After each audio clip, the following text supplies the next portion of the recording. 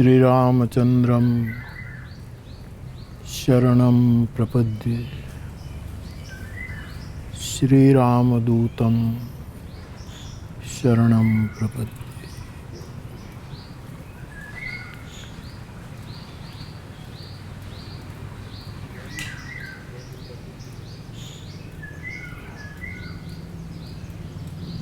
आज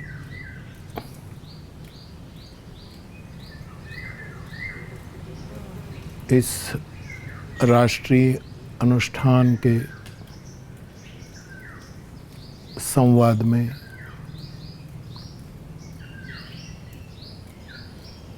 आप सभी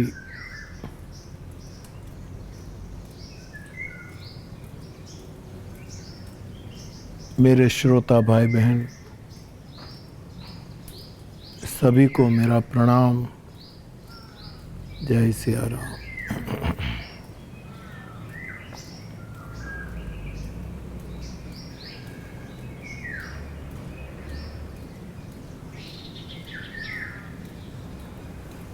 जबलपुर से एक युवक का प्रश्न है कि बापू, हम भौतिक प्रगति चाहे यानी आदि भौतिक, जिसको शास्त्रीय बोली में कहा जाता है,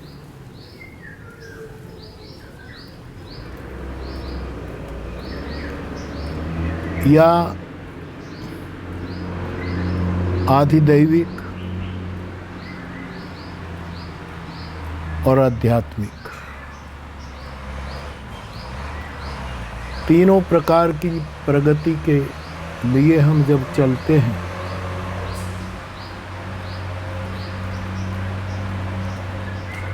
तो विघ्न बहुत आते हैं। सच है।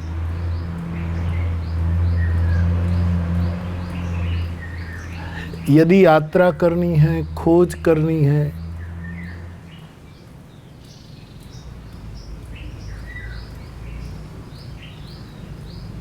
जो हमें सदा सदा प्राप्त है,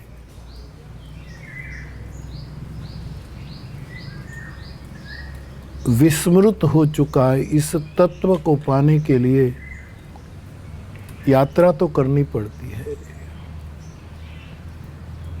और व्यासपीठ ने कई बार कहा कि जहां से हमारी यात्रा शुरू होती है वहीं ही ऑलरेडी सफलता होती है, परिणाम होता ही है, लेकिन दिखता नहीं। इसलिए एक बहुत बड़ी यात्रा से हमें गुजरना होता है।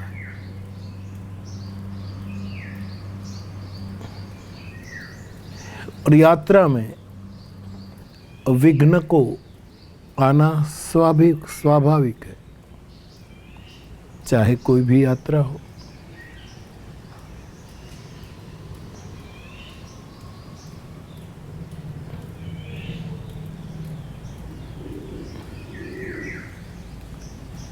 तो बाप, ये कौन कौन विघ्न है? एक क्रमशः आते हैं,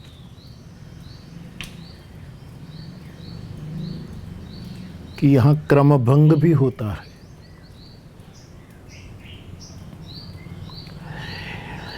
मुझे लगता है कि भौतिक यात्रा में, आदि भौतिक यात्रा में विघ्न बहुत स्वच्छंद रूप में आते हैं। कोई ठिकाना नहीं कब क्या आए, वहाँ कोई क्रम नहीं है, संगति नहीं है।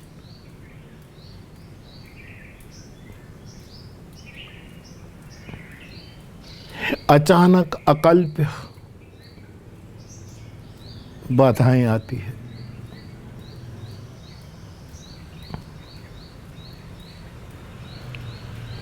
कुछ बाधाएं प्रारब्धवश,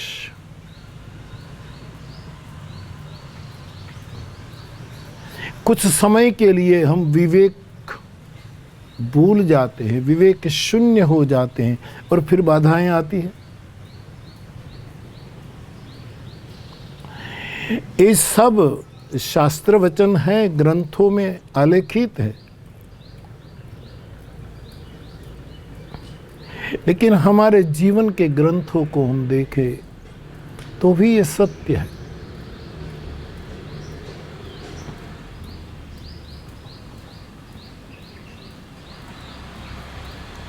नहीं सोचा था कभी अकाल पड़ गया। ये सब आधिदैविक बाधाएं हैं।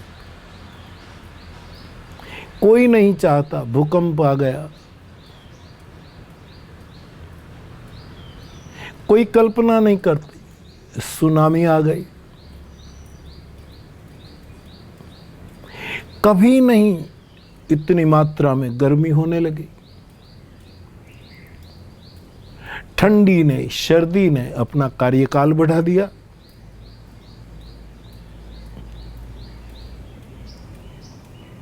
कभी असीम वर्षा, कभी कुछ नहीं।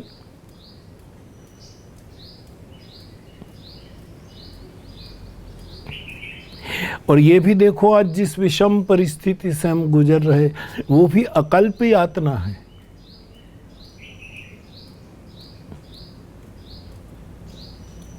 किसको कब कैसे लग जाए कोई पता नहीं।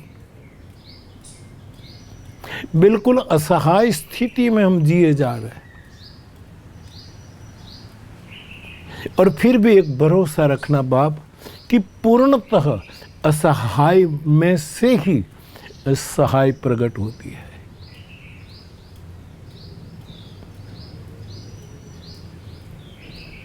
ये बहुत बड़े भरोसे की बात है। ये बड़े कर्म के है फैसले, ये बड़े नसीब की बात है।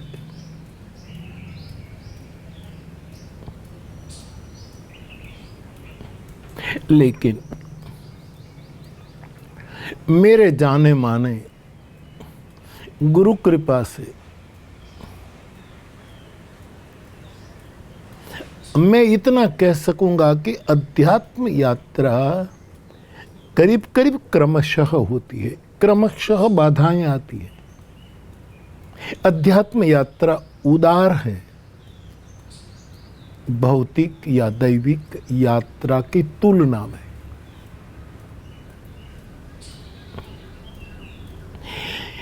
ये मेरे ही वाक्य नहीं है। कभी अरुणाचलम की गुफा में बैठे हुए परम बुद्ध पुरुष महर्षि रमण ने भी कहा,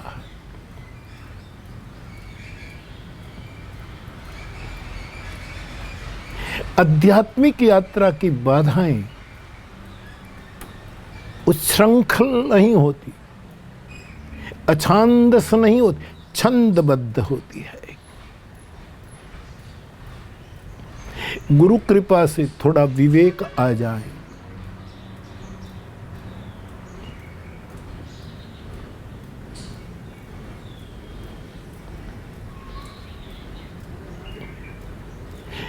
कठोपनिषद में तो ऐसा कहा गया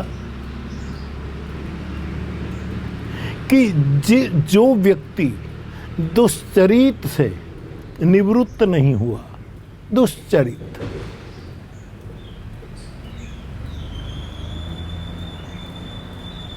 न बोलने योग्य बोलना, न सुनने योग्य सुनना, न देखने योग्य देखना, न छूने योग्य छूना, न खाने योग्य खाना, न पीने योग्य पीना।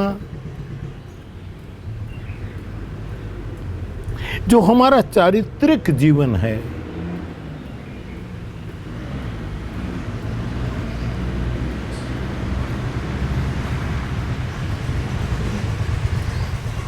जिसको शास्त्रकार दुश्चरित कहते हैं,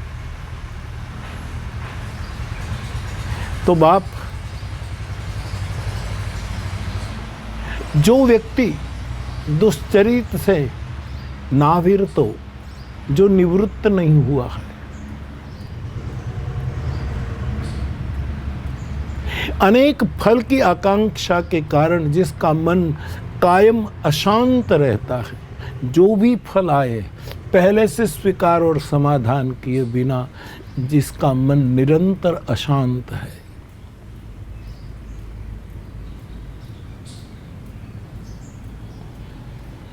जिसके चित्त में निरंतर विक्षेप होता है,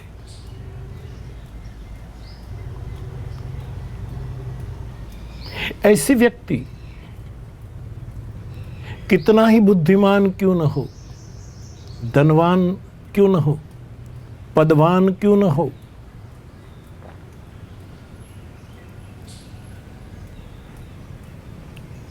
कभी वो आत्म तत्व को प्राप्त नहीं कर पाता।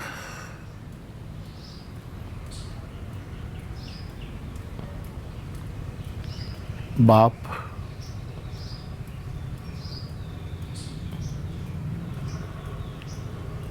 रमण भी कहते हैं कि अध्यात्म यात्रा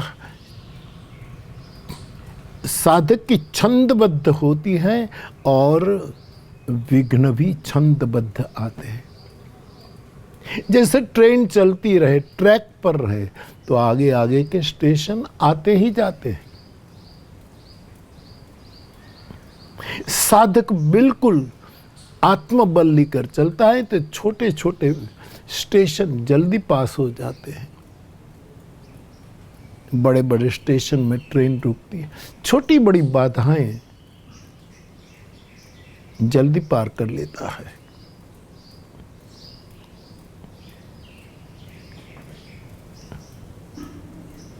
तो बाप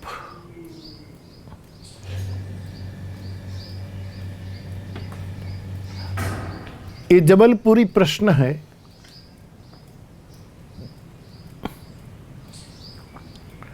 और ये बाधाओं की बातें पूछी है, विघ्न की।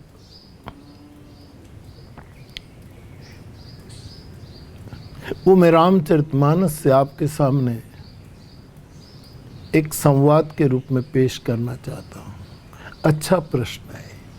यद्यपि कथा के प्रवाह में मेरी व्यासपीठ ने कई बार इसका संक्षिप्त या तो विस्तृत वर्णन किया है,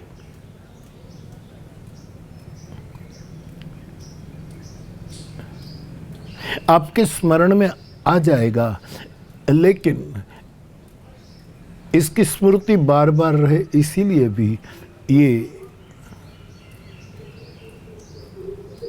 दोहराना अच्छा लग रहा है।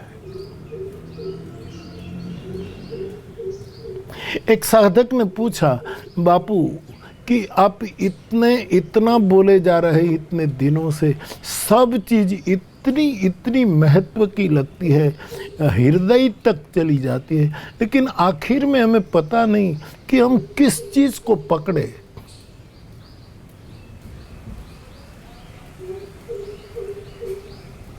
आंसू आ जाते हैं, अहोभाव आ जाता है, हम धन्य हो जाते हैं, कल कब हो उसकी प्रतीक्षा करते हैं। लेकिन कुछ एक बता दो कि चला जाए, सब जाने दो, लेकिन क्या करना।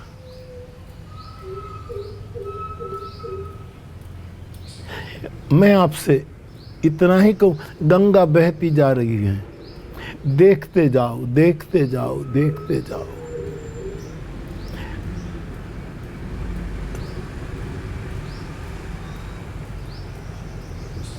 लेकिन जब आपको तृषा लगे तो पूरी गंगा में अपने दोनों हाथ से अपने चुल्लू में जल लेकर पी लो। संवाद की गंगा, सत्संग की गंगा, हरि कथा की गंगा, निरंतर सकल लोक जग पावनी गंगा चलती रहती है, त्रिभुवन में चलती है साहब। आप ये सोचेंगे कि क्या लें, क्या लेते लेते तो प्रवाह चला गया। मेरे साधक भाई बहन, जब तृषा लगे, जब पिपासा जगे, जिज्ञासा जगे, तब जितना पी लो वो अपना हो जाएगा। एक तसल्ली, एक डकार हो जाएगा। बोला जा रहा है और आप प्रयत्न करो, करना चाहिए, और आपके सभी प्रयत्न असफल रहे तो फिर बुद्ध पुरुष पर छोड़ दो, वो निर्णय कर दे कि ये कर। अर्जुन के सामने कृष्ण की इतनी वचन गंगा बह रही है, अर्जुन डावाडोल है, क्या करूं क्या न करूं, मेरी बुद्धि भ्रमित है।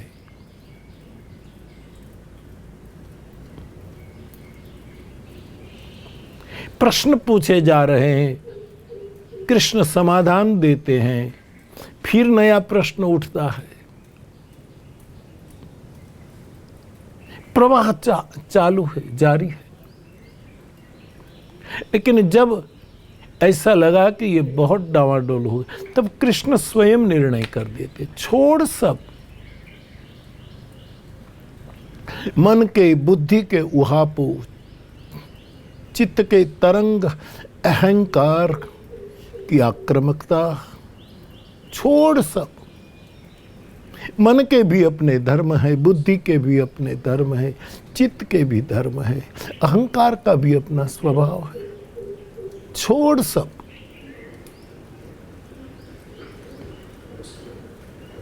सर्वधर्मान परित्यज्य,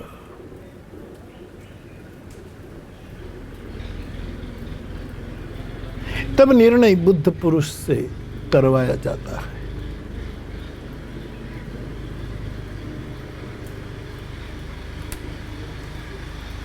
तो बाप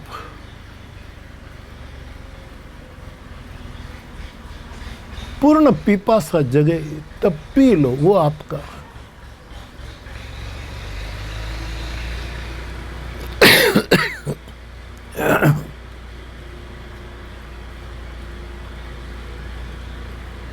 रामचरितमानस में साधक की यात्रा में जो विघ्न आते हैं वो 5 बाधाएं हैं, जो मैंने कई बार आपकी स्मृति में आ जाए, इसीलिए ये जबलपुरी सवाल के जवाब में कहे जा रहा।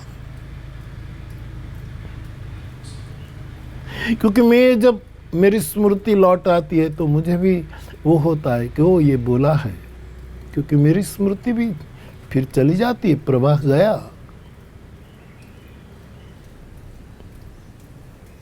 ये लौट आती है, आपकी भी लौट आएगी। और ये विघ्नों के बारे में, ये बाधाओं के बारे में बहुत गंभीरता से सोचना चाहिए। चाहे भौतिक सफलता पानी है, शिखर पर जाना है, कई दैविक सफलता पानी है, आध्यात्मिक पानी है, तो ये बाधाएं आएगी। लेकिन इसमें जब आध्यात्मिक यात्रा होती है तब अछंदस बाधाएं नहीं होती है, छंदबद्ध होती है। एक के बाद एक स्टेशन आते रहते हैं।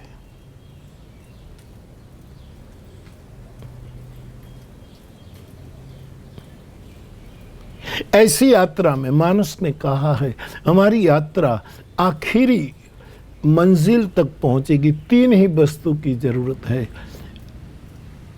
अखंड और अभेद श्रद्धा,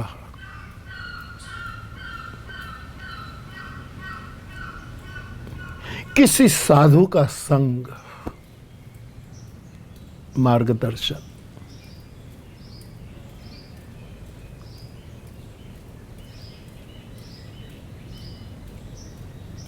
और तीसरा प्रभु नाम में प्रियता, परमात्मा के नाम में रुचि, परमात्मा के नाम का स्वाद।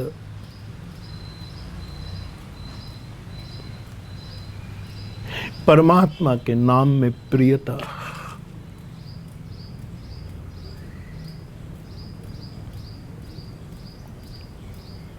श्रद्धा, साधु संग और प्रभु प्रियता की एक कसौटी है।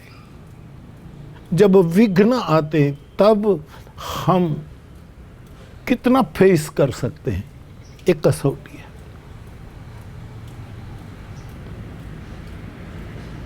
तो बाप, मेरी समझ में ये पंच बाधाएं हैं, पंच विघ्न है।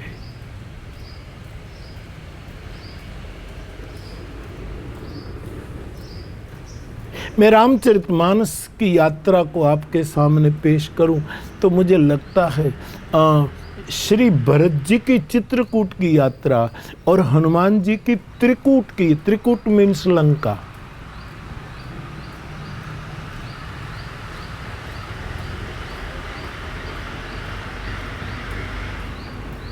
भरत जी की अयोध्या से चित्रकूट की यात्रा और हनुमान जी की किष्किंधा से त्रिकूट तक की यात्रा कुछ परिवर्तन के साथ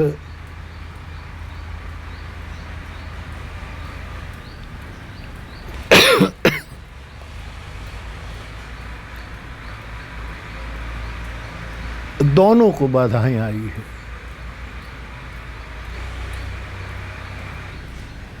हम किस खेत की मूली? तो बाप, इतना बड़ा प्रकरण है। मैं केवल भरत की अवध से चित्रकूट की यात्रा में आई बाधाओं का जिक्र करके मैं भी मेरा पक्का करूं, आप भी हो सके तो ग्रहण करें। आप जानते हैं कथा का क्रम, ये पूरा क्रम है, छंदबद्धता है। मैं संक्षेप में कह दूं, श्री भरत जी अयोध्या से चित्रकूट राम को मनाने, दर्शन करने जा रहे हैं, सब वियोग में हैं।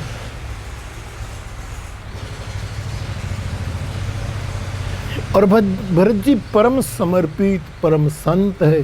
सोचे मेरा राम नंगे पैर चलकर वन में गए हैं तो मैं कैसे वाहन का उपयोग करूं? स्वाभाविक है।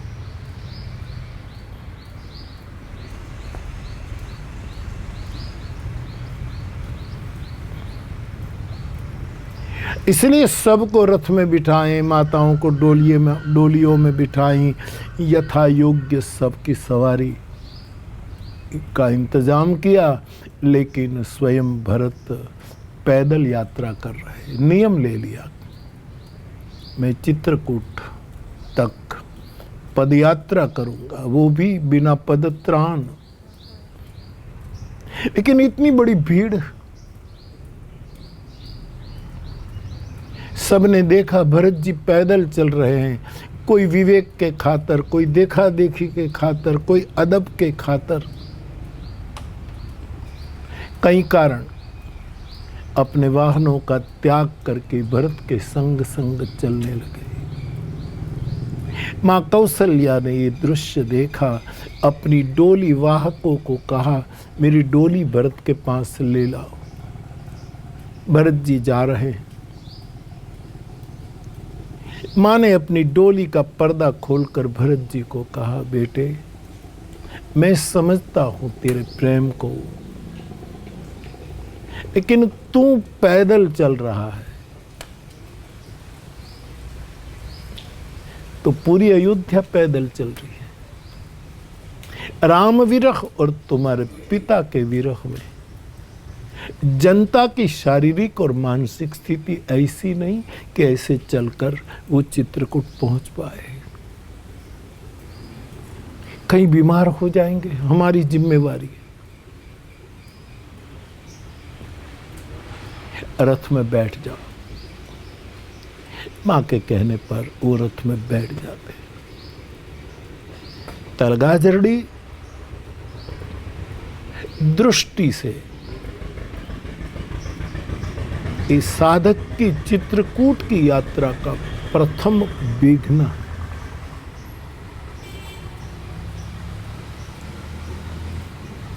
साधक यात्रा करता है कोई नियम व्रत लेकर, मैं ऐसे रहूंगा, मैं ऐसे करूंगा, मैं जूते नहीं पहनूंगा, मैं एक बार भोजन करूंगा, मैं फलाहार करूंगा, मैं मौन रहूंगा। अच्छी बात,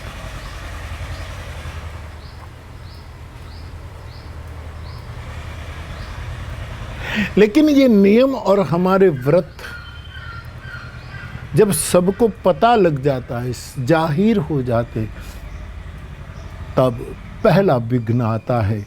हमें किसी श्रेष्ठ के कहने पर सबका ख्याल करके अपने व्रत और नियम को इधर उधर करके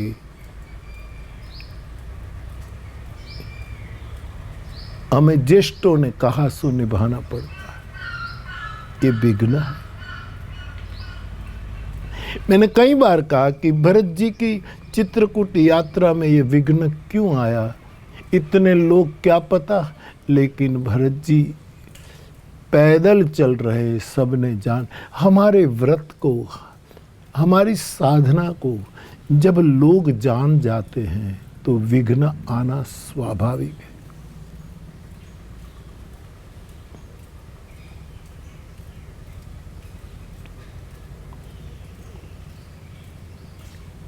हम क्या भजन साधन करते हैं, ये जितना गुप्त रहे सुरक्षित है, वरना लोक मान्यता अनल सम। ये पहला विघ्न था, बांध छोड़ करनी पड़ी। दिल नहीं मानता था, लेकिन रथ का स्वीकार करना पड़ा।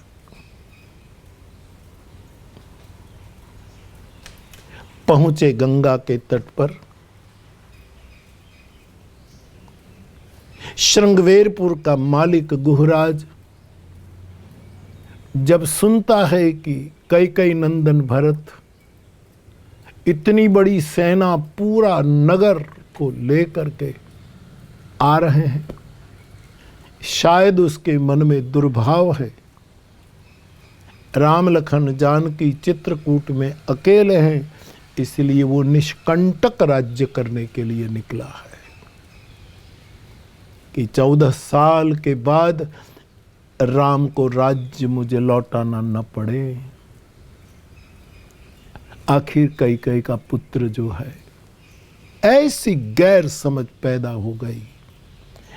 और वर्णन आप जानते हैं, बीच में आया समाज भरत को मार देने तक, युद्ध करने तक तैयार हो जाते। अपनी जनता को गुह कहता है, घाट रोक लो, नौका को पानी में डुबो दो, अपने हथियार ले लो, गंगा के तट पर मरेंगे, राम के कार्य में मरेंगे। क्षण भंगुर दे एक बार तो खत्म होने वाला ही है।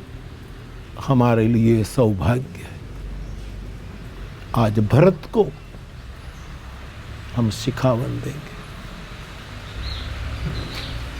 आप प्रसंग से परिचित है। आखिर में जब भेंट होती हैं और स्थिति साफ होती है, तो वो ही गुह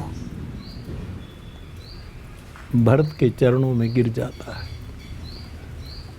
हमारी गैर समझ हुई, एक अंधत्व आ गया था, एक पर्दा आंखों पर आ गया था। मेरे साधक भाई बहन, अध्यात्म यात्रा, चित्रकूटी यात्रा में आने वाले एक क्रमशः विघ्न में ये दूसरा विघ्न है कि बीच वाला समाज हमारे लिए गैर समझ करे।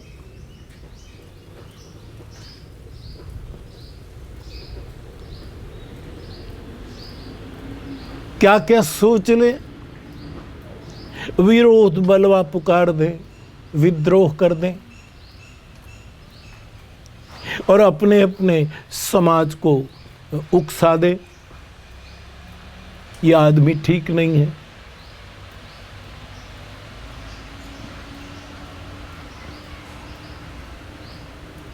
एक गैर समझ।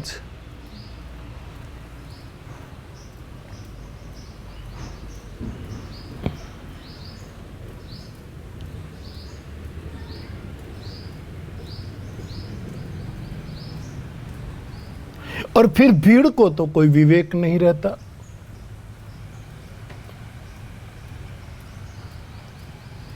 मैं वर्तमान संदर्भ का एक स्पर्श करते हुए आगे बढ़ूं। मैंने अखबार में पढ़ा कि किसी दो साधु कहीं जा रहे थे, कोई गैर समझ हो गई और भीड़ ने इकट्ठे होकर उसको मार दिए। कारण क्या है मुझे पता नहीं है, सत्य क्या है मुझे खबर नहीं, लेकिन एक घटना तो घटी। रास्ते में आया समाज कब गैर समझ करे, ये एक विघ्न है।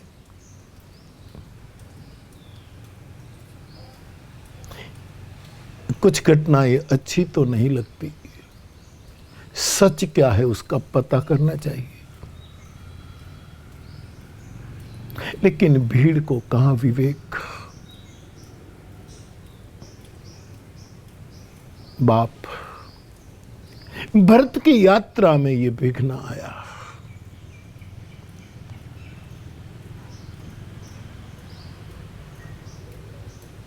लेकिन भरत की यात्रा में कहीं भी स्वार्थ नहीं था, परम प्रेम की यात्रा थी। विरोधी शरणागत आगे बढ़े। भरद्वाज ऋषि के आश्रम में पहुंचते हैं। इतना बड़ा अतिथि, राम के लघु भ्राता, इतना बड़ा साधु हमारे आश्रम में मेहमान है। उसकी कसौटी करने के लिए भरद्वाज ने निर्णय किया कि इसकी सुविधा ऐसी होनी चाहिए। अच्छा भाव था और रिद्धि सिद्धि प्रकट होती है। और आप जानते, मैं विस्तार में न जाऊं, स्वर्ग में भी सुलभ न हो ऐसे समस्त सुख भरद्वाज जी ने अपने तप बल से प्रकट किए। सब इसमें उतरे भी, लेकिन भरत महाराज की आज्ञा का उल्लंघन भी न हो और मेरी यात्रा में ये सुख सुविधा बाधा भी न हो, एक ऐसे सत्यस्थ होकर रहे। इस घटना को हमारी चित्रकूट यात्रा का मैं तीसरा विघ्न कहता हूं, जहां कोई पहुंचे हुए साधु के द्वारा हमारी कसौटी हो। आवश्यक है, जरूरी है।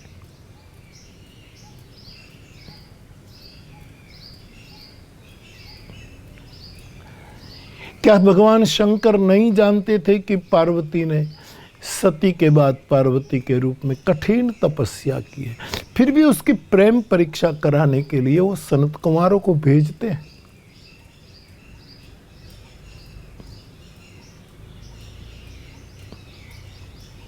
पार्वती मंगल में तो स्वयं शिव परीक्षा करने के लिए जाते हैं।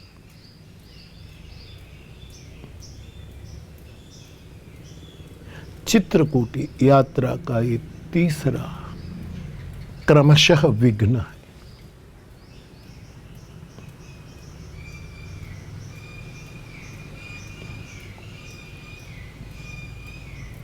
उसके बाद यात्रा आगे बढ़ती है।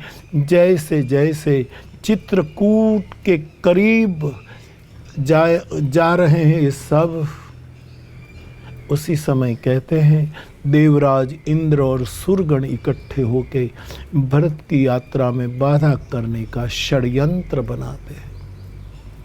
कुछ ऐसा किया जाए कि भरत और राम की भेंट ही न हो।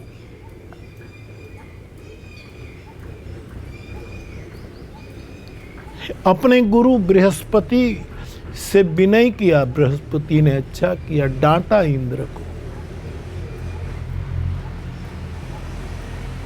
सुनु सुरेश रघुनाथ सुभाऊ, निज अपराध रिसागिन काऊ, जो अपराध भगत कर करई, तो राम रोष पावक सो जरे।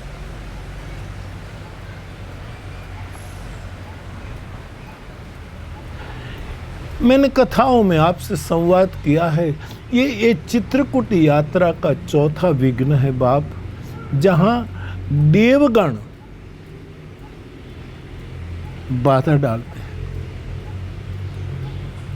कई पुराणों में कई ऐसी घटनाएं हैं कि कोई साधु तपस्या कर रहा है, उसके तप भंग के लिए देवगण ये करते हैं, ये करते हैं, छल बल कल क्या क्या नहीं करते।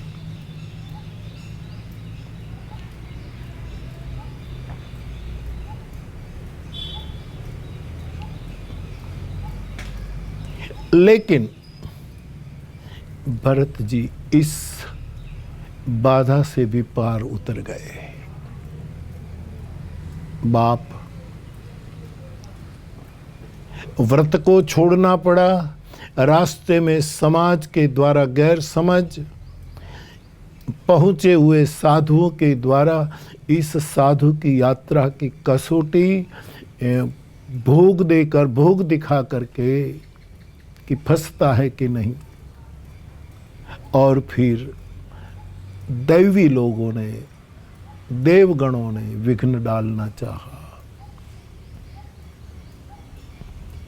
इससे भी भरत पार हो गए। अब तो मानो चित्रकूट निकट दिखाई दे रहा है। सखा ने तो भुजा उठाकर भरत जी को कहा कि ये चित्रकूट देखिए, ये वृक्ष दिख रहे हैं, ठाकुर बैठे हैं, बिल्कुल स्पष्ट, अब बिल्कुल करीब है। अब मिले तब मिले, ऐसी स्थिति है। ऐसे समय में भरत के समाज के इतने बड़ी संख्या को देखकर पशु पक्षी भयभीत होकर प्रभु के आश्रम में जाते हैं। भगवान एकदम खड़े हो जाते हैं। ये क्या हो रहा है मेरे मन में? काहचित सचकित रहे। इतने में कुछ कौल की रातों ने आकर कहा, सुना है अयोध्या का राजकुमार भरत सबको लेकर आ रहा है। उसी समय लक्ष्मण जी के मन में बहुत बड़ी गैरसमझ होती है। वो कहते हैं मेरे ठाकुर का चित्त सचकित हुआ है। ये भरत को प्रभु से मिलना ही था तो अकेले आ सकता है, चतुरंगिनी सेना क्यों लाया? ये निष्कंटक राज्य करना चाहता है, लेकिन भूल गया कि सौमित्री साथ में गया। बहुत बोला है, आप जानते हैं कथा। इतना वीर रस प्रकट हो गया, भरत शत्रुघ्न को हम क्षेत्र में खत्म कर देंगे।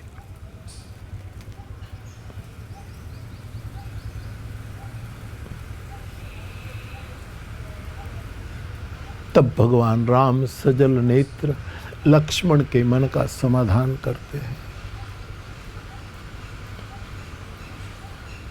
भरत के बारे में ऐसा सोचना ठीक नहीं भैया। तू कहता है ठीक है, राजमद बड़ों बड़ों को चलित कर देता है, लेकिन भरत साधु है। तभी लक्ष्मण जी शांत होते हैं और भरत जी जब चित्रकूट के निकट आते हैं, भगवान राम पुकार सुनाई तो देती थी, लेकिन लक्ष्मण की कसौटी करना चाहते। तब लक्ष्मण जी से नहीं रहा गया और कहने लगे, प्रभु भरत प्रणाम कर रहे हैं। मेरे भाई बहन, अध्यात्म यात्रा में जब बिल्कुल पाने की तैयारी होती है, मार्ग की सरिता मंजिल के सिंधु में डूबने की तैयारी होती है, तब परिवार की ही कोई व्यक्ति विरोध करेगी और इतना कड़ा विरोध करेगी कि मृत्यु कर दे, मार दे। जैसे हिरण्यकशिपु कहता है, प्रहलाद को मार दो, पहाड़ से गिरा दो, जला दो, हाथी के पैरों से कुचलवा दो।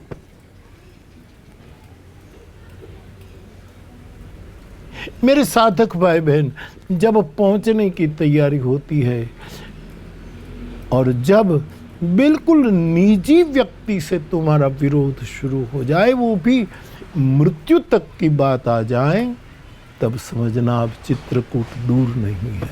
उसी समय अभेद और अखंड श्रद्धा,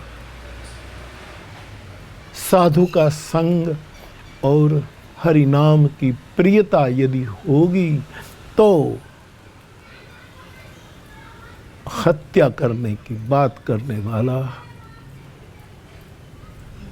शरणागत होगा।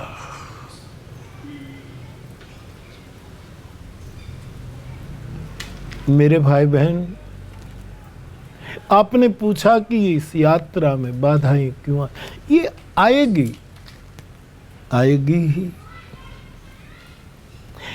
एडवांस में इसका स्वीकार कर, फिर भौतिक यात्रा, इतना समय नहीं, मैं इसको भौतिक यात्रा में भी घटा सकता हूं, ये सब विघ्न। लेकिन याद रखना, भौतिक यात्रा में कब कौन विघ्न आए कुछ ठिकाना नहीं।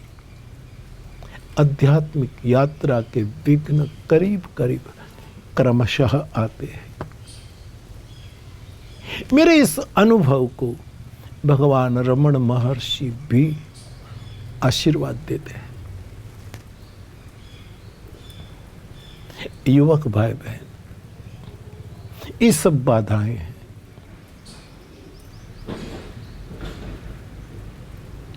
तीन ही वस्तु में तीसरी बार दोहराऊं, त्रिसत्य कर दो।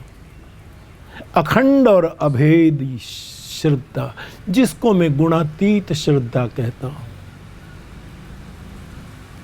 सही में जो साधु है, साधु ही है, उसका संग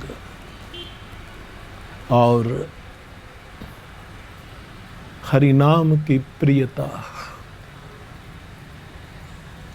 चित्रकूट में मिलन करा देगी।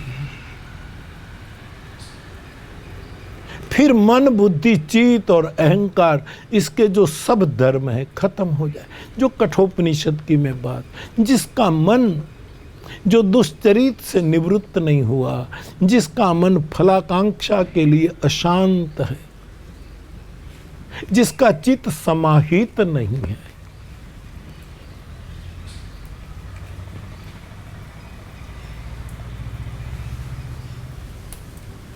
इस आदमी को ये प्राप्ति मुश्किल है। ये सभी घटना, क्योंकि मन, बुद्धि, चित्त, अहमिति बिसराई, कुछ नहीं रहता। परम प्रेम पूर्ण दो भाई।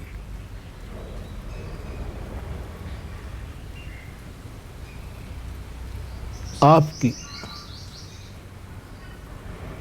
ये आध्यात्मिक जिज्ञासा के बारे में मुझे वो राम कथा की क्रमशः बाधाओं का स्मरण आया, सो मैंने आपके सामने पेश किया।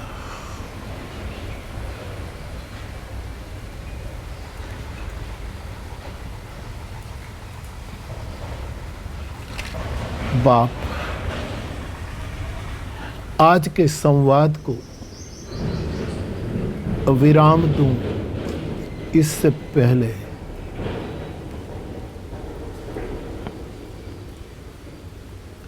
वैसे कोई ये कथा नहीं है,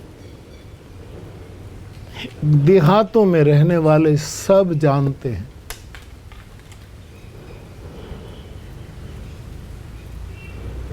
कि सांप और नकुल की लड़ाई होती है।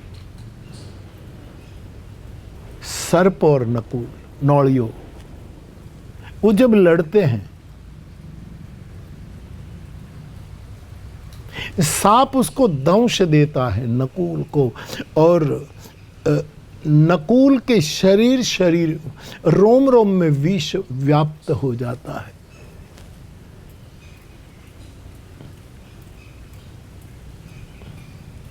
अब क्या किया जाए?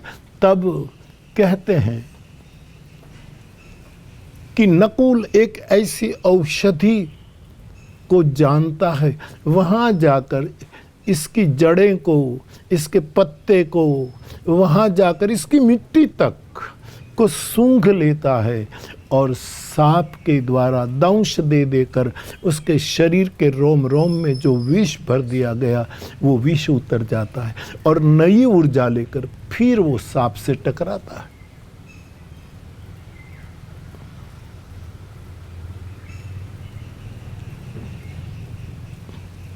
गोस्वामी जी ने इस देहाती बातों का अनुभव करके लिखा है, भव भुजंग तुलसी नकुल दसत एत दसत ज्ञान हरि लेत। इस संसार सर्प है, भुजंग है और मैं नकुल हूं। इसके साथ मेरा संघर्ष अविरत चलता है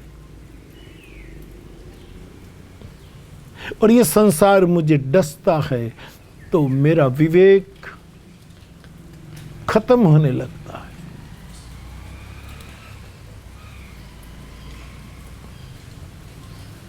ऐसे समय जैसे नकुल जिस औषधि को जानता है, सूंघ लेता है, फिर सचेत हो जाता, वैसे तुलसी कहते हैं चित्रकूट एक औषधि, मेरे लिए चित्रकूट एक जड़ी बूटी है, औषधि है। चितवत होत सचेत, उसको सूंघ लेता हूँ, देख लेता हूँ, स्पर्श कर लेता हूँ, फिर मैं सचेत हो जाता हूँ। भव भुजंग तुलसी नकुल दसत ज्ञान हरि लेत, चित्रकूट एक औषधि।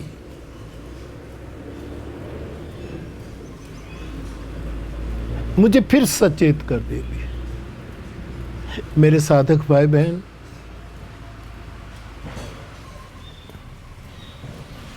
एक छोटी सी देहाती ये हकीकत मैंने आपके सामने पेश की।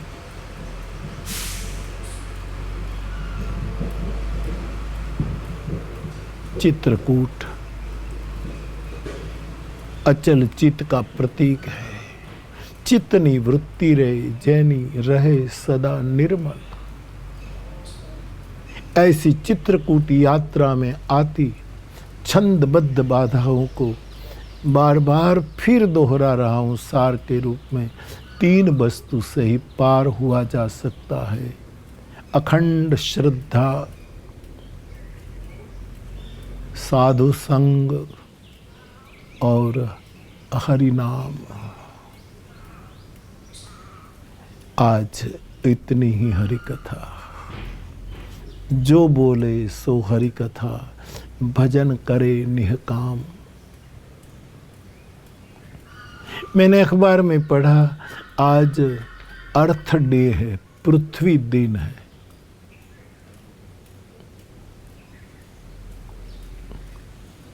आओ हम सब मिलकर के इस धरती का पवित्र पर्यावरण बनाए रखें, धरती की सेवा करें।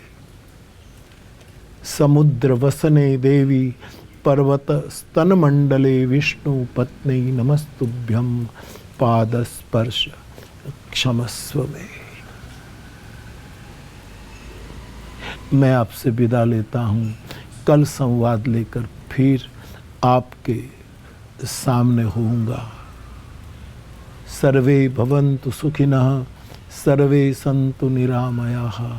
खुश रहो बाप, खुश रहो। सभी को प्रणाम। जय सिया राम।